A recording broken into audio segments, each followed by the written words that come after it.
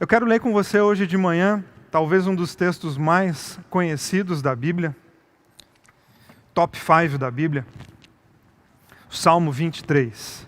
Até quem não tem muita familiaridade com a Bíblia, quem nunca leu a Bíblia, já em algum momento, em algum quadro, em algum para-choque de caminhão, já ficou de frente com o Salmo 23. Mas mesmo assim, mesmo que você saiba, que eu saiba, eu quero ler com você para a gente relembrar. A gente precisa encher o nosso coração de coisas lindas e uma poesia dessa vale a pena ser lida com frequência. Salmo 23, vou ler o Salmo todo, diz assim: O Senhor é o meu pastor e nada me faltará. Ele me faz repousar em verdes pastos e me leva para junto de riachos tranquilos. Renova minhas forças e me guia pelos caminhos da justiça. Assim, Ele honra o seu nome. Mesmo quando eu andar pelo escuro vale da morte, não terei medo, pois tu estás ao meu lado. Tua vara e teu cajado me protegem. Preparas um banquete para mim na presença dos meus inimigos. Unges minha cabeça com óleo e meu cálice transborda. Certamente, a bondade e o amor me seguirão todos os dias da minha vida, e viverei na casa do Senhor para todo sempre. Amém. Dentre as questões que nós poderíamos pensar na caminhada com Deus, é que ela nos dá o benefício da desilusão. Sim, eu não falei errado. A caminhada do reino de Deus, ela nos dá o benefício da desilusão. Porque o reino de Deus é um caminho de desilusão. Muitas vezes já falei sobre isso aqui na Bethesda, e é bem comum eu ser questionado como que a desilusão pode ser algo bom. E eu realmente acredito que seja. Porque a desilusão é o contrário da ilusão. E ilusão nós já sabemos, e acredito que é um senso comum, ser iludido não é bom. Viver iludido não é bom. Porque ser enganado não é bom. Porque ser trapaceado não é bom. Porque mentir para nós, receber uma mentira, não é bom. Mas então isso faz com que a desilusão seja automaticamente boa? Não também. Mas é somente a partir da desilusão que algo novo pode nascer. Que algo bonito pode nascer, porque dificilmente da mentira algo bom vai nascer. Porque a desilusão, ela é o fim das expectativas que criamos sem fundamento. Falei inclusive sobre isso no programa Sopro, da terça-feira. A desilusão é quando nós ficamos de frente com os enganos que nós temos vivido. Por isso que é um processo importante. Não vou dizer que ele é bom porque bom não é, mas ele é importante, ele é fundamental. A desilusão, ela nos ajuda, ela nos auxilia a não fixarmos o nosso coração e a nossa vida nos processos de negação de realidade, que é algo muito comum e muito fácil da gente cair. É somente quando a ilusão cai que existe a possibilidade de algo novo nascer na nossa vida. Porque experiências difíceis precisam de uma elaboração, elas precisam de uma construção. Elas precisam de um contato de realidade para que algo bom aconteça. Por isso que a gente precisa se desiludir, ficar de frente com a realidade. Ficar de frente da vida como ela é. Aí você vai dizer, mas Vili, ficar de frente com algumas coisas são muito difíceis. É verdade. Mas negá-las é mais difícil ainda, porque lá na frente você vai ficar de frente com isso, e o problema que talvez seria de nível 3, lá na frente ele vai estar nível 30. É melhor encarar ele agora. O Salmo 23, repito, é uma dos textos mais conhecidos da Bíblia, é uma poesia de Davi, que retrata um lindo relacionamento que Davi tem com Deus, e porque ele tem com Deus, esse relacionamento extravasa, ele entra nas relações de Davi com a vida. O Senhor é o meu pastor e nada me faltará. É uma expressão forte de confiança em Deus, mas não é só uma expressão de fé. Fica claro, até pela vida de Davi, que essa é a maneira como Davi decidiu viver, como ele decidiu encarar os seus processos de vida. Ele usa da sua licença poética para explicar o seu relacionamento com Deus Então ele fala desse prazer de construir a vida de mãos dadas com Deus. É um testemunho espiritual. E quando nós falamos do prazer de construir a vida com Deus, nós não estamos falando só de coisas boas, porque na construção da vida nós não lidamos só com coisas boas. Agora, esse salmo pode gerar ilusão? Sim, pode. E espero que com essa afirmação você não desligue o YouTube. Dependendo das intenções do meu coração, um lindo testemunho como esse pode se transformar, sim, num complicador da minha vida. Mas veja bem, o que pode gerar ilusão não é o que Davi escreveu, mas é a maneira como eu leio. É a maneira como eu internalizo aquilo que Davi escreveu. Porque frases isoladas correm o perigo de perder o sentido, o valor. Frases tiradas do seu contexto, primeiro, elas podem correr o risco de virar um amuleto, um abracadabra, e a gente sabe ou não tem mais o direito de acreditar nisso. A gente precisa ler o todo para tentar entender e para absorver o conteúdo real daquilo que está sendo dito e daquilo que está sendo lido. A gente não pode reduzir nem uma poesia e nem a vida de Davi a uma frase. O Senhor é o meu pastor e nada me faltará. Não é um grito de guerra. Não é um segredo. Não é um amontoado de letras que magicamente providenciam coisas para você. É o testemunho de uma caminhada com Deus. Assim como a gente precisa tomar cuidado para esse salmo não se transformar num salmo de manipulação de fé. Porque se não tomarmos cuidado, o Salmo 23 ele se torna um salmo pesado. Olha que triste, uma poesia que expressa de uma maneira encantadora o coração de um homem e a maneira como ele quer viver com Deus, de repente se torna em algo extremamente pesado. Se você ler, por exemplo, o Salmo 23, a partir dessa maldita teologia da prosperidade, que coloca sempre Deus atrelado ao dinheiro e bens materiais, o salmo pode gerar condenação. Como assim? O Senhor é o meu pastor e nada me faltará. Te falta alguma coisa material? A mim falta. E falta a todos nós, inclusive falta nesse momento. Ou seja, olha que mediocridade, que pequenez atrelar Deus ou transformar um salmo em alguma coisa que tenha a ver com o tipo de carro que você tem na garagem.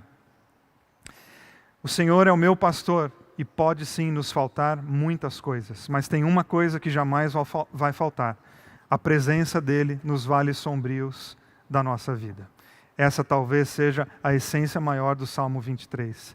Sim, muitas coisas nós vamos sentir falta da vida, de coisas materiais, de pessoas, mas tem um item que de cara a gente já pode lacrar.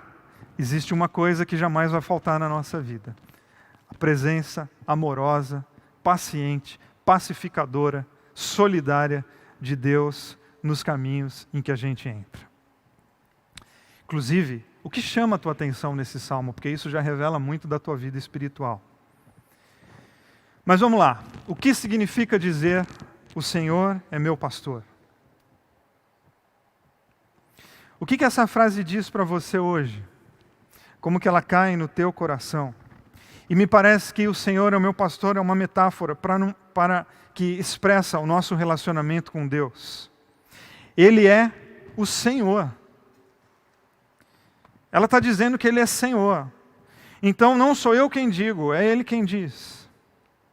Eu escuto o que o Senhor diz e vivo a partir daquilo que Ele está dizendo, porque eu me submeto ao seu senhorio. Ele é Senhor. Eu caminho com os pés no chão e com o coração nele. Os passos são meus, mas eu dou os meus passos com o coração atento aos conselhos desse Senhor.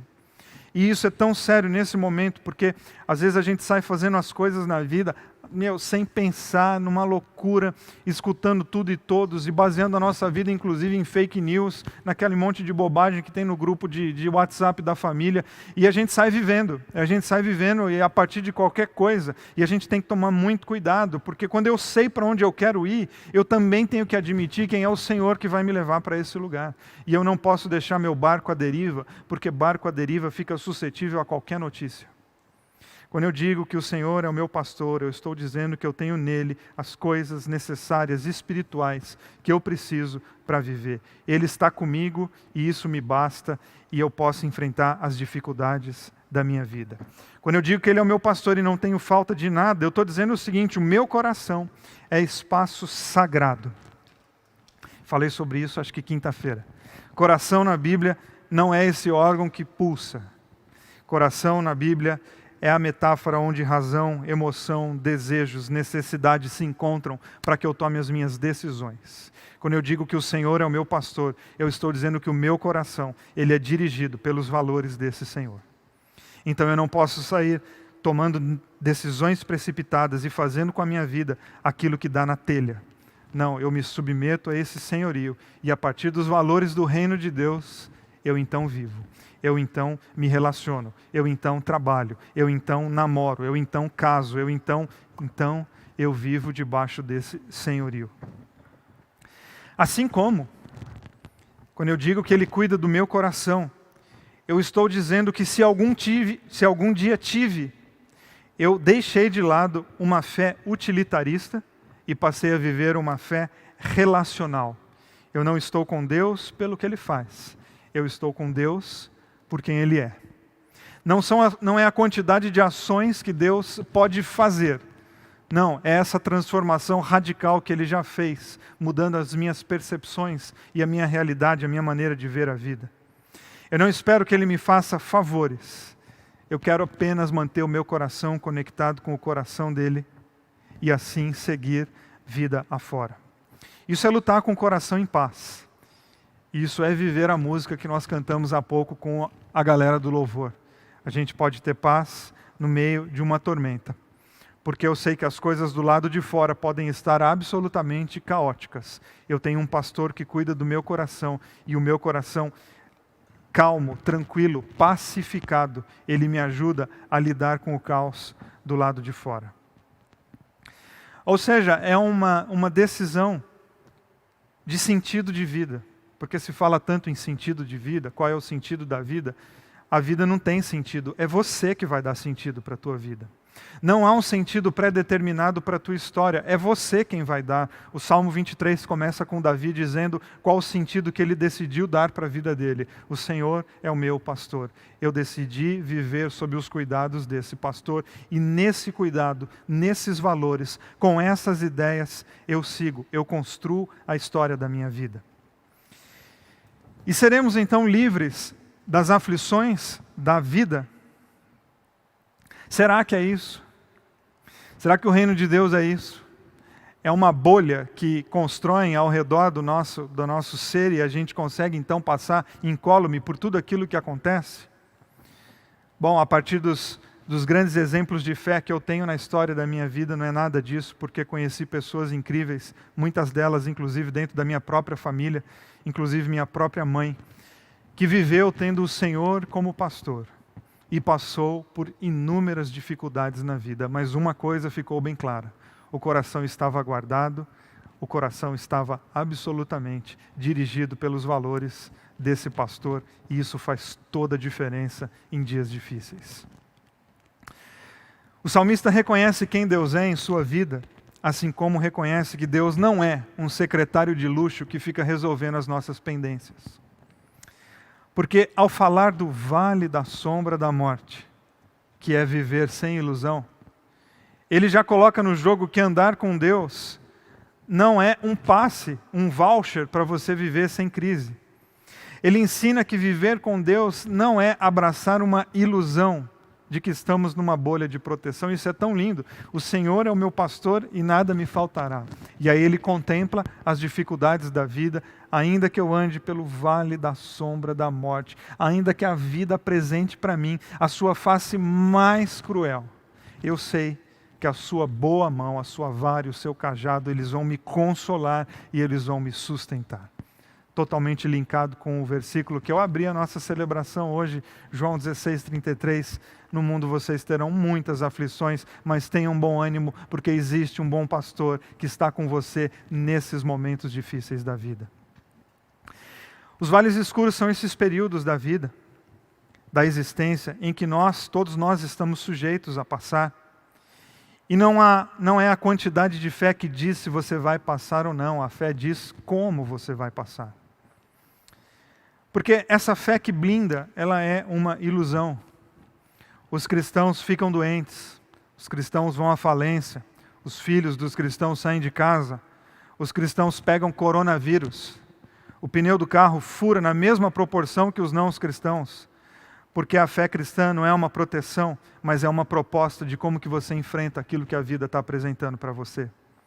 Porque a grande questão da vida não é se nós vamos enfrentar vales sombrios, é como que nós vamos, é certo, porque a vida traz sim dias difíceis para todos nós. E quero repetir, a qualidade da nossa fé, os porquês da nossa fé, eles não dizem se nós iremos ou não enfrentar problemas. Eles dizem como que nós iremos passar pelos problemas da nossa vida. Gosto demais dos meus autores prediletos, um dos meus heróis da fé, inclusive, é um judeu chamado Viktor Frankl. Inclusive, nesses dias tão difíceis, eu sugiro mais uma vez que você leia, procure aí o livro dele, deve ter em PDF, inclusive, na internet. O título do livro é Em Busca de Sentido, que ele relata os 3 anos e meio que ele ficou preso em Auschwitz, diante do regime nazista na Alemanha, e depois, já como médico, psiquiatra e autor, fundador da logoterapia, que é uma das 3 escolas terapêuticas fortes que existem, ele faz um relato de como que dias difíceis podem entrar para a nossa vida como dias de crescimento. Como que coisas sem sentido, mesmo que tenham sido lá no passado, elas podem ganhar um sentido novo na nossa vida. Então guarde o título do livro, Em Busca de Sentido, Viktor Frankl. Tem uma frase dele que diz assim: nada proporciona melhor capacidade de superação e resistência aos problemas e dificuldades, em geral, do que a consciência de ter uma missão a cumprir na vida. Você pode trocar missão por sentido de vida, você pode trocar missão por propósito. Davi deu um propósito da vida dele, que é enfrentar os dias difíceis, assimilando e escutando os valores do próprio pastor. A missão é: eu não tenho que ficar desesperado porque o problema bateu na porta da minha casa e por isso eu não tenho fé. Não, a tua fé não se revela se o problema bateu ou não na porta da tua casa. A nossa fé, ela aparece, ela surge, ela é revelada na maneira como que eu vou lidar na hora em que esse problema apareceu. Essa tem que ser a nossa missão. E ela aparece, a nossa missão aparece não através das nossas palavras, ela aparece através das nossas atitudes. A gente gosta de falar. Eu vivo da fala, mas não é a fala que define quem eu sou. O que define quem eu sou é a minha atitude enquanto eu vivo. A minha fala, ela tem que ser algo que confirma aquilo que eu já estou vivendo e a maneira como eu estou falando. O Vale da Sombra da Morte pode ser sim um caminho de missão, onde você vai expressar a tua solidariedade, e isso tem tudo a ver com a tua fé. A gente aprender a repartir com quem for, até com os nossos inimigos, aquilo que nós acreditamos e o tipo de pessoas que nós queremos ser. Se os dias difíceis fazem parte da vida, que eles sejam sempre vividos, tatuado no nosso coração, de que Deus é por nós, de que nós temos um pastor e que a sua presença não nos faltará.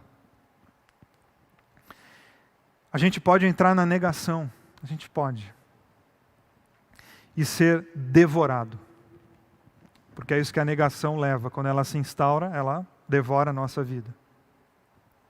Ou a gente pode abrir os olhos, por mais dolorido que seja, sabendo que há um pastor guardando o nosso coração, para que a nossa esperança não seja levada pelos ventos turbulentos que todos nós inevitavelmente iremos enfrentar.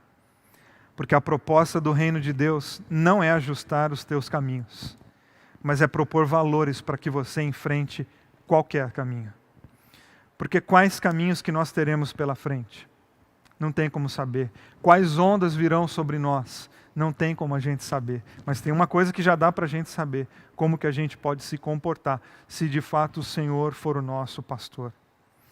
Aonde está o prazer, então, de andar com Deus? Está no fato de que Deus quer andar ao nosso lado, e isso é tão incrível. Não é só o fato de que nós queremos Deus, é o fato de que Deus nos quer. Não só é o fato de que nós acreditamos em Deus, é também o fato de que Deus acredita em nós. Não é o que a gente ganha, mas é o sentimento de ser amado por um Deus interessado na história da nossa vida. Quem vive assim, enfrenta lutas, enfrenta dores, enfrenta dificuldades, mas com certeza vai poder dizer lá no fim do processo: eu não tenho falta de nada, eu não tive falta de nada. Dentro do meu coração as coisas estavam absolutamente guardadas no Senhor da nossa história. Certamente, a bondade e o amor me seguirão todos os dias da minha vida e viverei na casa do Senhor para sempre. Davi encerra sua poesia com esperança. A despeito dos inimigos, a despeito dos vales sombrios, ele aposta na presença de Deus o tempo todo. Há quem possa dizer que isso é otimismo. Não, o nome disso é esperança. E existe uma diferença grande entre otimismo e esperança. E para explicar e para ajudar você a entender essa diferença, eu vou recorrer ao extraordinário Rubem Alves, que pode fazer isso, que faz isso como ninguém, num curto texto dele que diz assim: hoje não há razões para o otimismo. Hoje só é possível ter esperança. Esperança é o oposto do otimismo. Otimismo é quando, sendo primavera do lado de fora, nasce a primavera do lado de dentro. Esperança é quando, sendo seca absoluta do lado de fora, continuam as fontes a borbulhar dentro do coração. Alberto Camus sabia o que era esperança. Suas palavras, abre aspas, e no meio do inverno eu descobri que dentro de mim havia um verão invencível. Fecha aspas. Otimismo é alegria por causa de, coisa humana, natural. Esperança é alegria a despeito de, coisa divina.